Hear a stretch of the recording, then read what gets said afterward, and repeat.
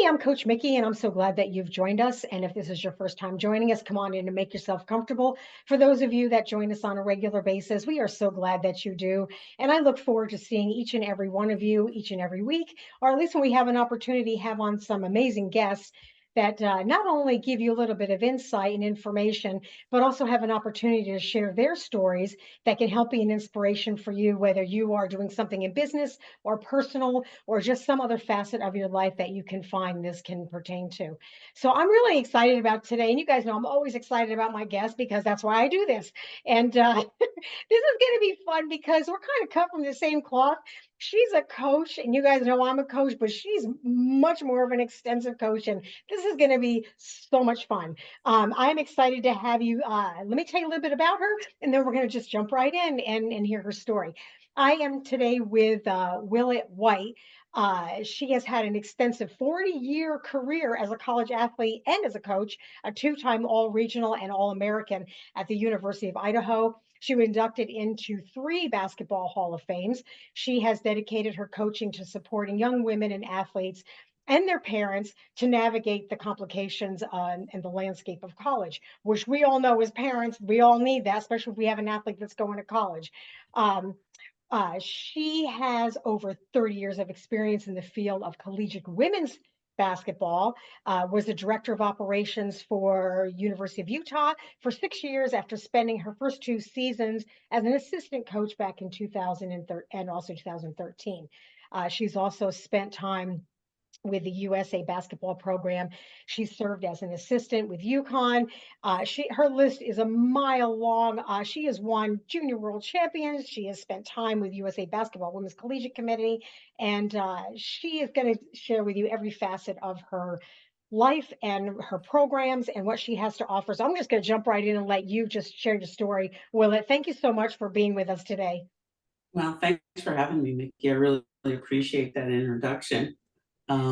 First, I will have to correct you on one thing. I was not assistant at UConn, but I was an assistant for Gino Ariyama on the Junior Worlds.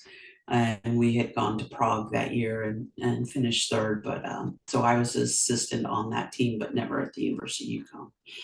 But thank you for having me. And just to share my story, yeah, I was in collegiate women's basketball for 36 years, and 26 of those years were at the Power 5 level.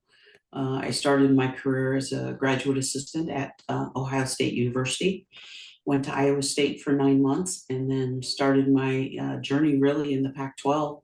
Started at the University of Washington, went down to UCLA, jumped to the East Coast to be a head coach at Northeastern University, came back to the University of Oregon and the University of Utah. So yeah, it's been 36 years later. I'm surprised that it was that long, but it was quite the ride. And about in 2019, I got really tired of traveling and doing all the things behind the scenes and just needed to step away. And so I was really ready to retire and start something new. That's awesome. And Yeah. that journey I know was not an easy one, especially when you're going from high school into college and then, even further, and I've seen that over the years. And the biggest question that's always comes across and is asked to me is, how do I do this? How do I take my kid who is in this sport and is excelling, but they haven't made it to the college level, or they want to get to that college level? So from your experience in your journey, what would you say is one of the most important things that you could share with someone who would want to make that jump? Yeah, I think it's really important to have a plan. I think first and foremost to have a plan. I also think you have to have be realistic at what your student athlete is wanting. I think they need to share with their parents what their why is. Why do they want to play at the collegiate level? Do they want to get their education paid for? Do they actually really love the sport and want to compete? Do they have higher aspirations of going on to the level after college? So the why for a young lady or a young man is really important. And then I think you can set a plan after that, because everybody has these grandiose ideas of Division 1 or bust. And there's so many great opportunities at the Division II level, the Division III, and some people may really appreciate the NAIA level, or starting out at a junior college level and working their way up. So there's lots of options, but when parents and young women and young men sort of get their blinders on to the Division I experience, it really limits their opportunities. We have an arm on my company that does the recruiting process also. We take a year-long journey with the student athlete to find their perfect fit. And then they transition to working with me to get the readiness and preparation for stepping on college campus for their athletic program. And, I appreciate the fact that you said Division I. While it's great, I've just seen over the years myself is that people forget about Division II and III schools are just as good. And like you said, it's where do you really want to take this? And this is something that I think that a lot of student athletes don't take into consideration. You're right, because they've been drilled. You have to be in a D1 to be able to excel. And there's so many great athletes in every level and every sport that has come out of D1 and D2 schools, even D3. So, and obviously that's something that I think should be presented more in high schools instead of always focusing on just that D1 level. So I want to touch back. I know you said you have a company that you do to help people. It's called Next Level, which is great, and that's going to be embedded into the podcast, the information. But tell us a little bit about how you got started with that and how that kind of came to light. Yeah, so it's called Next Step with Passion and Purpose. And when I retired in 2019, I really was, in my mind, done with the student athlete and wanted to work with a different population. And I became a certified life coach and still training to get my certification through the International Coaches Federation. So I'm working on that currently.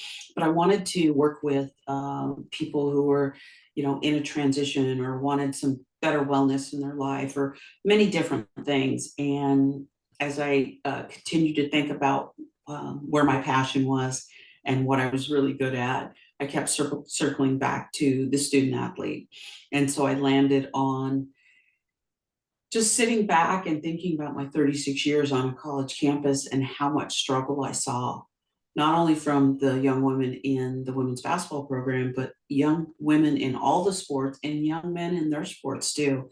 So through a lot of conversation, I circled back and landed on continuing to support the student athlete for their time on their college campus, because I knew I could be really helpful, because as a director of operations, I did all that admissions and housing and all of those things. And I saw kids really kind of frantic on making the adjustment academically with time management, the social pressures, all of these things.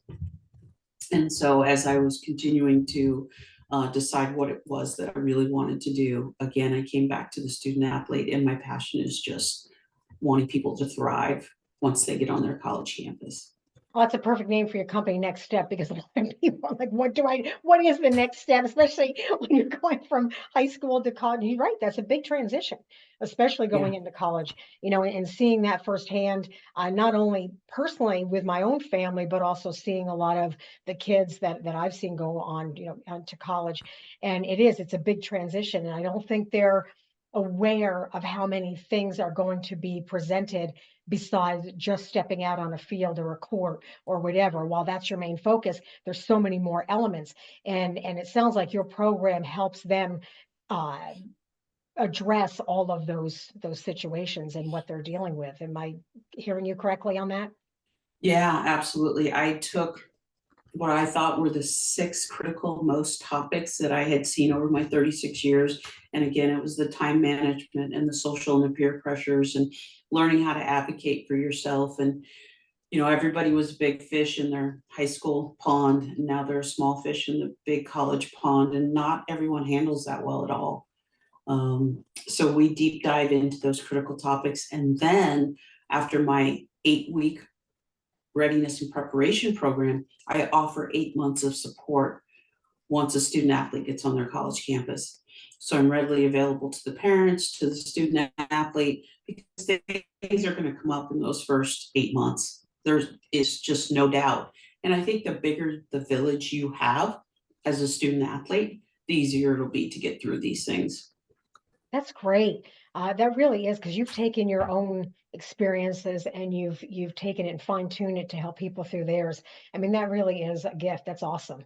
And so I want to touch a little bit on you because I love what you're doing, and I'd like to hear your story of and I know you're understanding this and you see the challenges.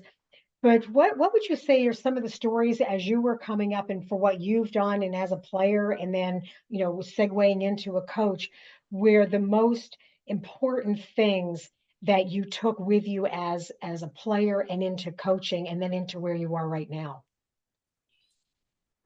Yeah, my experience as a college basketball player was really challenging too. It was my first time away from home. I had some time management challenges, so I needed to really focus in on my time management skills. I went to the University of Idaho, which was lacked a lot of diversity. So the social and peer pressure challenges were really challenging. I was the only person of color on my team. So that had a little piece of isolation in itself. And so I think as I was able to reflect on my experience, I needed to support young women where they were when they stepped on their college campus and support them through the time management. And I really would have academic coaches, and every player that was under me, I had, a timesheet, so I know where they were at every point of the day. I knew when they were supposed to be in class, study hall, and so forth. And then I met with them weekly, if not 2 or 3 times a week, depending on what their academic challenges were. And it was a lot of encouragement, it's a lot of discipline and demands. And I really felt strongly that that was something that helped our team become a higher GPA program at the universities that I was at. So I felt strongly about really guiding and helping young women with their time management skills, again, along with the social and the peer pressures, and then just dealing with not being that big fish anymore. And so I think the experience that I had as a college athlete and my struggles helped me to help young women and young men later on in this journey right now.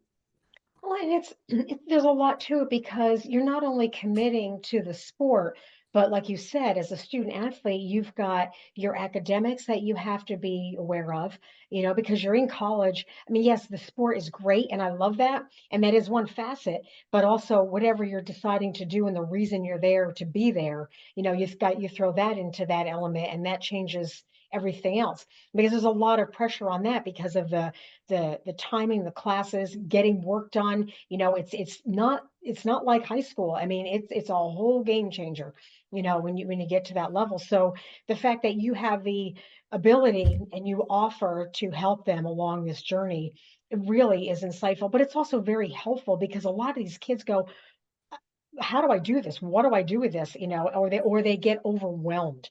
I mean, do you find that's the biggest thing that comes to you is they feel overwhelmed with all these things that are happening in a short period of time?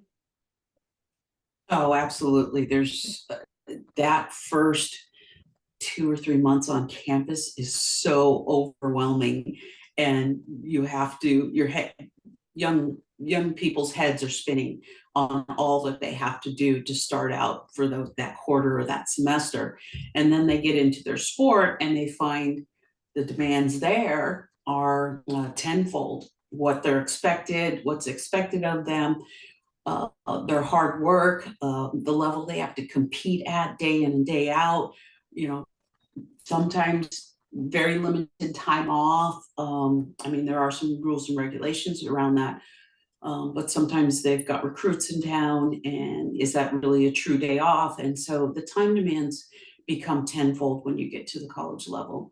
And young people don't realize that. They think they have this grandiose idea, oh, I'm going on scholarship.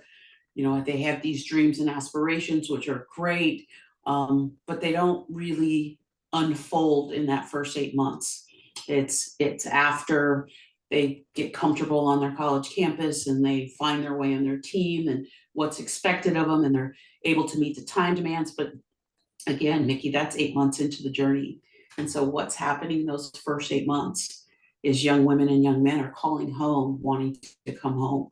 And they're mad at their coach because they're not playing and this and that and all kinds of things. And again, the peer pressure, the social pressures of being at parties and so forth, and access to alcohol and drugs. And now parents don't know where their young people are 24/7 the way they did in high school. And that's a challenge for parents too. So anytime parents want to hash those things out in that 8 month period, I'm readily available. That's great. Yeah, I think the hardest thing is getting a call. And again, only now what you do is to the next, obviously going on to the next step and doing what you're doing. But when you hear or you meet up with a player that you've had over the years, and they're like, yeah, but I'm not playing and I'm not doing this. And then you have to go, okay. And then, so what would you say, or, actually, I'm going to back up. What would you say are, and you can go 3 or 5, whatever tips you want to give. What would you say to somebody who is getting ready to go to college right now as an athlete that is going to step on that campus come August, and this is a whole new thing for them? What would you say should be the most important key things that they should look at and do, and then maybe give us a tip or two on what could help them? Yeah, I mean, I think it's a little bit of what we talked about. It's Right. overwhelming starting of classes. And I think you as a college student athlete, you look at your schedule, 3 days, 3 classes on Monday, Wednesday, Friday, or 2 classes on Tuesday or Thursday, or some kind of combination of that. And you think, oh my God, look at how much time I have. Because as a high school, you went from 8 in the morning to, you had your lunch break, but you were done at 2:30 or 3 o'clock. So more class days, more class time during every day of the week. So when they look at their schedule, their class schedule, they think that there's a lot of time on their hands. But that's before they plug in treatment, practice, weights, study hall, meeting with the tutors, home visit, campus visits for other young people that are coming in wanting to be a part of the program, community responsibilities, meeting with your professors, all those things. So I think it's again, they're surprised at the demands that they're going from 7 in the morning, maybe sometimes 6:30 in the morning till 10 o'clock at night, and then coming home maybe around 8 and still having to study for another 2 or 3 hours. So I would, my tip would be take one day at a time, because it can be really overwhelming when you look at this big picture, and to know that it's going to get easier. But it's also really helpful and meaningful to have people in your corner that you can reach out to and you can get encouragement and advice from, and to bounce ideas off of. And so many young people use the portal, the transfer portal, quite regularly now. So it gives them an out, and not wanting to really work as hard as they do to be successful in this program. Grass is always greener on the other side, right? So we have kids, 1,200 to 1,500 kids, sometimes in football and men's and women's basketball. And I don't know what the numbers are for other sports like volleyball and softball, but many people want to go in the portal for various reasons, and portal's not always the right answer because some people get stuck in there. So I would also say to be patient, knowing that things will get better, knowing things that will become more comfortable and hopefully easier as you understand the demands and what's expected of you. And that comes down to commitment and responsibility. And Yeah. and one of the things I've seen over the years is you'll have, like you said, they have like classes, maybe 2 or 3 classes, or Monday, Wednesday, Friday, or whatever, and they think that time frame. But what they don't understand is there's assignments that are due at specific times. And Yes. and if you miss them, you don't get a second chance. And it's not that easy to go in and make it up, because this is now college. This is not high school. and it's different. Now you put a sport on top of it, and you've got your own demands for your own commitment and responsibility. So I like the fact that you said that time management really, really is the key facet to all of this. Because once you get that down, then it makes it a lot easier to bring everything together, if you know. And then there's going to be sacrifice. There is. I Mhm. mean, that's another element that I think that these kids don't understand. It's like, no, you're going to have to step up and make a sacrifice on what's important to you. You know, what are you making your priority to be able to get you to where you want to go? You know, and I love the fact that you have those tools and what you offer to help them through that, to find that answer depending on where they want to go on their commitment level. So with this, okay, so they have you, and you're working with them for the first year. What do you see? What are some of the positive changes that you see after you've done the first year with these people? I mean, where they actually, these student athletes grow and excel. So what's some of the things that you've seen after that? Yeah, it actually brings a smile on my face to think about some people that have really grown. And I think one of the really key areas is, as we keep talking about time management, is that piece and understanding where they can afford to socialize and go out with their friends and go to parties, and when they need to be committed to what they have to get done academically. But I think the biggest growth is academically, is just understanding some of the tools that they have in their toolbox to be able to utilize those when times get tough, or when the days are short and work is long, that kind of thing. So I've watched young women to grow in that area, and then I think just their confidence in who they are and what their role is on campus. Because as a student athlete, you have automatic clout, you have an automatic voice, and how are you going to use that clout and that voice without taking it for granted, and being so appreciative of the opportunity to compete daily and to get your education paid for. Yeah. Yeah. And that makes you right, and that's another responsibility, because like you said, as an athlete, you know, these are the student body. You know, when you have sports, especially whether it's basketball or football, I mean, and obviously baseball, I mean, those are the ones that stand out the most when you're looking at, you know, college athletes. You're right, they do, they have these opportunities on these college campuses to make a difference based on what they've been given and who they are. And then if you can get somebody to understand that and then do something great with it, that's even better.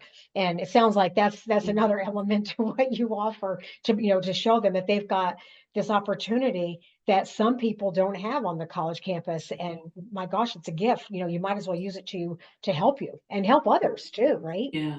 Yeah, you said that so beautifully. I mean, one of the pieces to the curriculum that I have is accountability and responsibility. What does that mean to you? And what tools are you going to have to be in place if you're not normally responsible, or you don't get your assignments on time, or some of these things? What tools do we need to put in place for you to be successful in that area? And then using your voice, and not only advocating for yourself, but finding what you're passionate about and using your voice in that area. I mean, I just watched a documentary on the WNBA and their social justice platform that they used in the wake of George Floyd's killing, and how they were so instrumental in the political arena down in Georgia.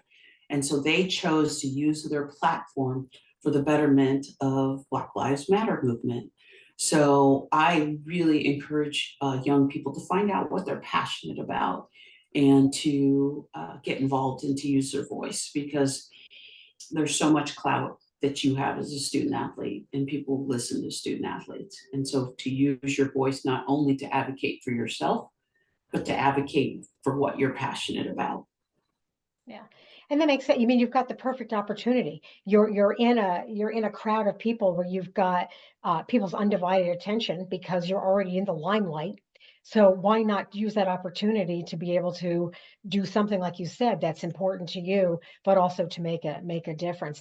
So I want to ask you. So if you wouldn't mind, share one of your favorite stories. I want to ask about for you first, about you as an athlete or coach, whatever one you like, and then something that you have that's dear to you based on what you're doing now with someone who's excelling. So I'll start with you first. So what's one of your favorite stories that sticks out in your mind?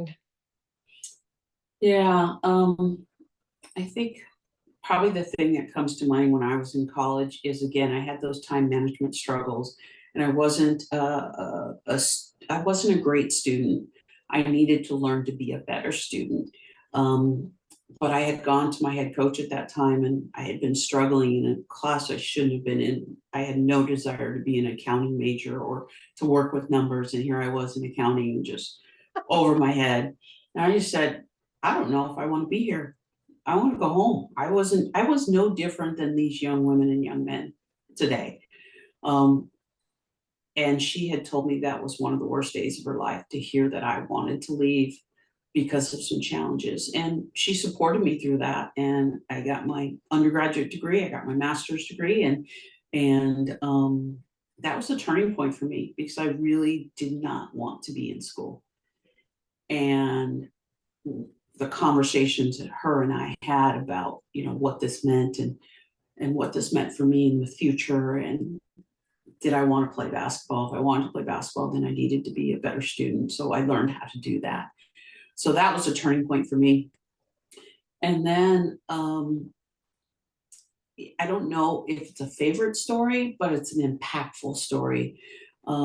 We had a young lady on campus at one of the universities I was at, and she was doing well basketball wise, and was sharing with us that she was doing well academically. And then we got her first quarter reports, and she hadn't been in class since probably the first month or so, and flunked out of school. And years later, I had learned that she experienced some violence on the campus. And that played a part in how she went about the rest of her daily life, and ended up flunking out. And that story has resonated so much with me. And that is why I offer 8 months of support when they get on their college campus, to be a resource. And not every young woman or young man wants to turn to their parents when something like that happens, or even just other things. And so I'm hoping that I can be one of those people that they feel comfortable turning to if something of that magnitude happens again. And we talk about the social and peer pressures, and the parties, and the access to alcohol and drugs, and all of those things that they might not be used to. And be careful who's in your circle, and keep your circle tight once you find that circle.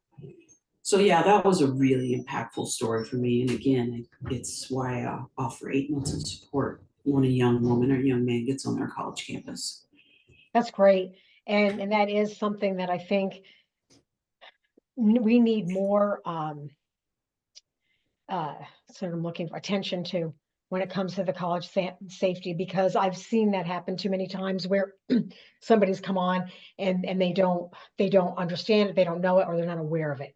And Mhm. to have you be there for them to be able to share this, and I don't wish it on anybody, but in the event that it happens, then at least they've got somebody to turn to. So you offer so much more than just taking an athlete Mhm. from high school into the college level. It's the full package. It's the emotional support, the academic support, and then along with the athletic support. And that is a full package. That is really exciting. And this is why I wanted to have you on, because you're offering a program that every parent always asks, what do I do about this? How do I do that? How do I handle that? Well, if you've got one person you can go to that is going to be there and help everybody on this journey, for what you've taken and you've done, is the full package. It really is. Well, I mean, that's an awesome thing what you're doing. So I'm gonna give you the last 3 minutes. Go ahead and share your website. And as everybody knows, it's all going to be embedded down below here. If you're watching on YouTube, if you're listening to it on Coach Mickey and Friends on the podcast, it'll be embedded in the podcast description. And I'm going to ask you, I'm assuming you work virtually, so you can work anywhere, right? Correct. I figured that. I mean, that's Correct. probably a given. So that'll be great because I've got listeners worldwide, and I know there's a lot of athletes that could definitely use, what you have to offer. So I'm gonna let you share the last 3 minutes of what we didn't cover and how people can reach you and your website, and we'll go from there. Yeah, well, thanks so much for having me on. This has been great. And yeah, we talked about some really, really important stuff, but I think parents need to realize that there is help out there. And many of them say, what do I do next? And there are people out there who, like myself, who want to help student athletes in this journey of not only finding a great place to take their skills, but to have readiness and preparation. And it's not just about finding the college scholarship and then washing your hands of everything. If you don't go that next step of preparing your student athlete to step on campus, then everything you've done might be for naught. And then what do you want to do? Enter the transfer portal after your freshman year? That's a whole nother cycle of recruiting. And you're on your own at that point. It's not as glamorous as you think. The portal is not what people think. Eyes need to be wide open when you're thinking about all of these things. So it's so imperative to find your perfect fit first and foremost off the bat, so you don't have to transfer, so you can invest that 4 years and really build on your college experience. People can find me at my website is nextsteptransitionalcoaching.com, and I am on LinkedIn under Willette White. And I also have a private Facebook page, and it's called Parents of Aspiring Female College Athletes. But I think there's probably some parents of males in there. And then I'm also on Keep On Sharing, which has been a great platform for me to get to know people and to post some content. So I've been really excited about being on that.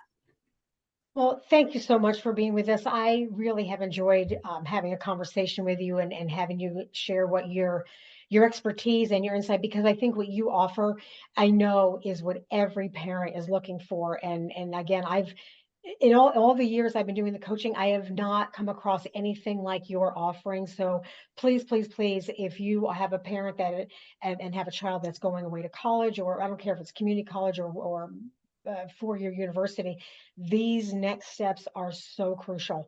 And I've seen it just even firsthand as a coach too, watching people go off, but having someone like you is definitely a must and a gift. So thank you so much, Coach White, and I appreciate you, and I love what you're doing. And I'm going to make sure that this gets out to everybody that needs it. So thank you so much for your time. Thanks, Mickey. I appreciate you. All right, you guys, thank you so much for being with us. And I look forward to hearing from each and every one of you. Please, please, please reach out. All the descriptions are down below. Or if you're listening to the podcast, please reach out to Coach White. She is amazing. And I know you're going to get a lot of benefits, even if it's just a couple of questions and you don't know as a parent. I'm sure she'll be more than happy to answer those. And then if this is something that you know that your child's going to need, I highly, highly, highly recommend that you reach out to her and within her program. So until then, remember, you guys, the most courageous thing you can do is be yourself. I'm Coach Mickey, and I will look forward to seeing you on our next episode. Until then, see ya. Thanks so much.